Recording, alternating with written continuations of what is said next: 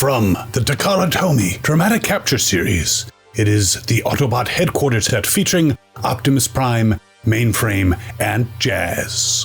Yes, it is the second installment in the Dramatic Capture Series, the first one being the Nemesis Bridge set, which oddly had Shockwave, who was never on the Nemesis Bridge in the original cartoon.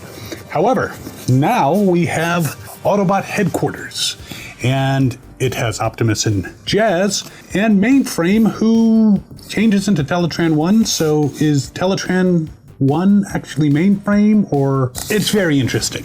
But we are going to go through this bit by bit, and they are repaints, but we are going to check out the deco, and check out the quality, and see if this is something you want for your collection.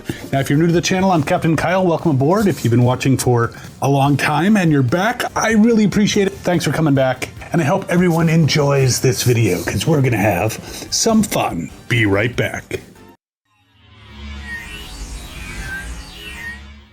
So the outer box it came with was this thing, and you know, it's kind of boring looking, so I took it out, and it's got this much nicer looking sleeve with Optimus and Jazz and Mainframe on the screen of the computer, which is kind of weird because he is the computer. But let's slide it out of this nice little sleeve, which also shows on the back the figures in all their robotic forms and alt forms, and then just shows, you know, Jazz and Op just, you know, watching porn on the computer. Well, probably not porn, robot porn.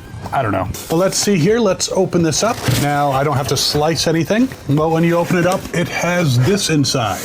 It has Mainframe in computer mode and Optimus and Jazz in their robot modes. Plus, you can see the weapons along the top. Now, I will need to snip them free. Otherwise, it'd be very difficult to review them. Now, Jazz was put in there so tightly that they even had wraps around his hands. It's like, they think he was going to lose his hands in transit. And in addition to the figures, it has instructions. And I have some honor. I am not without honor. So we'll put this aside and we'll take a look at the three figures. So firstly, we have Optimus Prime. This is a recolor of the Earthrise version, sans his trailer. And he is a very nice figure. And we're going to be looking at him more closely very shortly.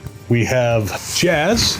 And this is a combination repaint of the Studio Series and the one that came in the 5-pack. So we're going to actually compare them to both because that's how I roll. And this is a computer. And it looks like a computer from the 80s, but we will put him into his robot mode and then back later on into his computer mode. So there is Mainframe in his robot mode. And as you can see, Honor is deciding to show her butthole to the world. But we will come back to Mainframe, because the first one we're going to look at is the Optimus Prime. Again, this is the Earthrise version, and I have the Earthrise version right here, so we can put them side by side and do a little comparison. So I know with the excitement of the Studio Series 86 Optimus Prime, you know, people like that is the ultimate Optimus Prime, and he very much is. But let's not forget there are some other Optimus Primes that are really, really good. The Earthrise one being one of them. Now, what they've done as far as repainting, the windows, maybe a slightly different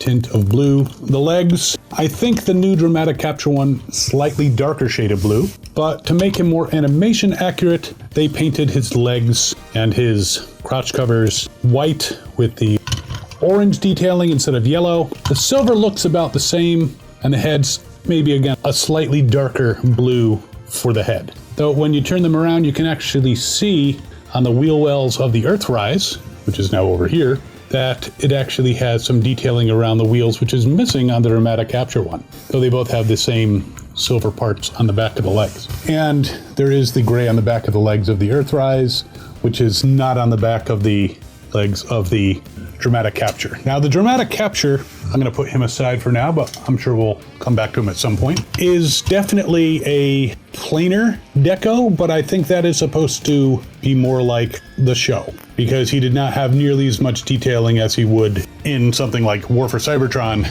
in the cartoon, just because of the limitations of the animation of the time. But yeah, he is a fine looking Optimus Prime. Now, he does have his wheels visible on the sides, which is something that they fixed with the Studio Series. And he does have the other wheels on the back, but he also doesn't have that like backpack type thing. So this is a really good version of Optimus Prime. Yes, the Studio Series 86 is awesome, but this is also awesome. And when we got him and he came with a trailer, it was definitely a nice addition to the collection. Now, there's been plenty of reviews of that one, but I'll just quickly go over his posability because obviously he has ankle tilts, so he can be in a nice wide stance. And he does come with his weapon, which is a nice black gun. So he can get into some very dramatic poses because in addition to ankle swivels, he can do a full Jean-Claude Van Damme. So with that kind of flexibility, he can also kick forward, nice height. Kicking backwards is usually a problem for a lot of Optimus Primes because he has some back gibble. So not as much there, but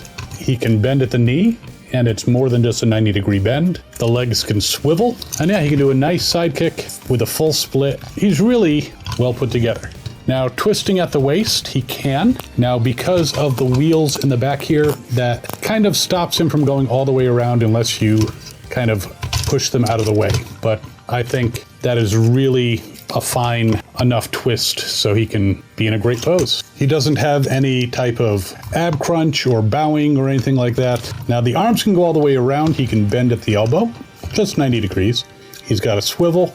Now, his hands are articulated. They can open up to a disturbing degree, but he does have his four fingers can move back and forth. The thumb is stationary. The fists themselves can twist around. So it is a good amount of posability there. He can also go out to the side. He can go skydiving. He can do the YMCA if he wants. And it's part of the transformation, but his shoulders can go back a little bit. So he could be like, do a chest bump. Again, very nice posability. And his head, of course, can twist all the way around. So he can spit out green goop. It's awesome. The main difference with this figure, if you already have the Earthrise, is the deco. The deco is a lot more cartoon accurate. So if you really want the deco, I recommend this figure. If you don't, I totally understand because it is a repaint. And it's not even a repaint, that's a different character. If he was in, yellow or white and, could be Ultra Magnus or Sentinel Prime. Now he does have a little more detailing on his wheels. It's a little plainer on the Earthrise hubcaps. So that is some nice detailing there, but really same mold, same everything. Well, let's put him in his cab mode so we can check out what that looks like. So there he is in his cab mode, and it's a very nice cab mode. Again, looks very much like the G1. And as you can see, not a lot of difference. Though I will say, looking at it now, there may be a slight difference in the reds. Very, very, very minimal. I don't know where his gun is at the moment. I think I replaced it with a bigger gun, but it's not the actual gun, so I'll find his Earthrise gun at some point.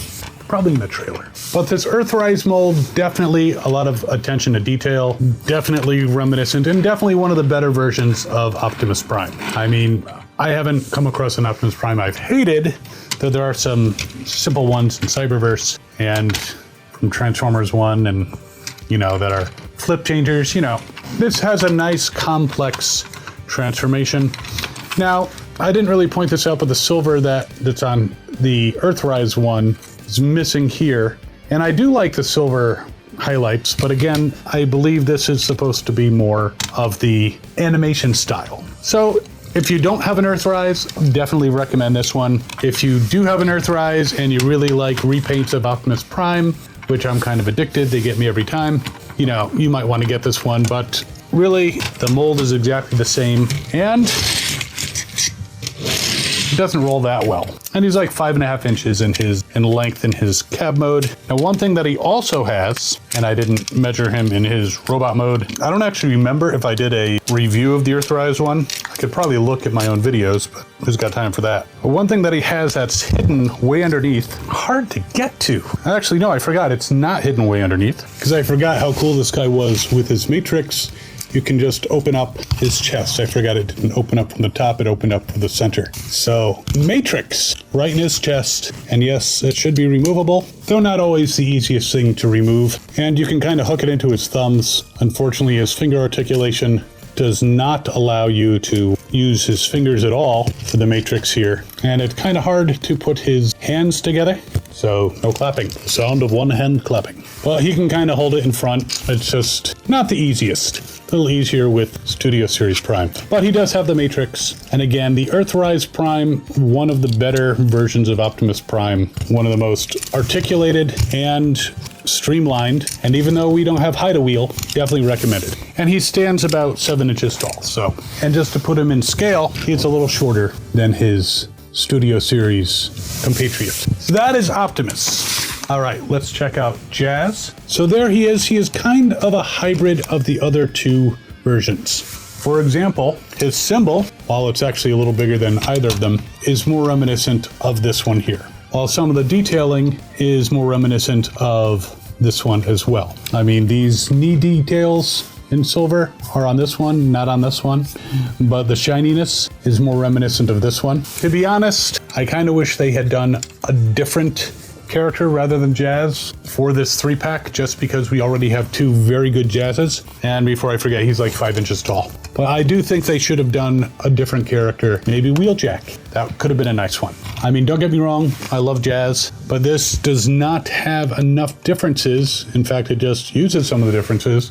For example, this one, it uses the same clear windows instead of the painted ones like the other. And to be honest, I can barely remember which one of those is which. I have to look it up. And I know I did a review on him before, but very quickly, Jean-Claude Van Damme. He's got ankle tilts, can kick forward and back, even has a little bit of double jointed knees, bends at the knee, though you got to be careful so that you don't push it up like that. Side kicks, very well done. Arms can go all the way around. He can twist all the way around at the waist.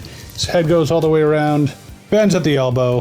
His fists do not turn, but he's got a swivel. Oh, the legs have somewhat of a swivel, not a full swivel. But again, the deco is very close to the other ones, incorporates parts of both of them, and it's not that much of a difference. So I have to say I would have preferred a different character. And trust me when I say I am not dissing the mold. This is one of the best Jazz molds out there, in my opinion. And I've had all of them at some point. And considering the Power of the Primes one was a little lackluster, this is definitely such a great step up. But again, it's not that much different from the other two. I mean, the deco is slightly different and incorporates deco from the other two in various degrees. So Jazz, I mean, I have another Jazz. Not gonna say I'm not gonna use it, but yeah. And now we're on to Mainframe. So this mold was used previously as an add-on piece to the Ark. And same mold, same face, same features, just recolored to look more like the Action Master, though they still went with a lot of the yellow. But you can see, like, this has black, gray. This is a bit more colorful. The little doodad on the back is yellow on this one, is orange on this one, and bigger Autobot symbol on the new Mainframe. They're calling this one Mainframe on TF Wiki, which I understand. Now, this one did come with golden discs, which are a very cool nod to Beast Wars and all. This one has the holder for the discs, but no discs. I did not see any discs in the package, so he is Sans Disc, which is a company. Anyway, he does come with the I Spy satellite. Explore, scan, repair, which is also present with this one. And looking at them, really not seeing a difference in the deco. They look pretty much the same.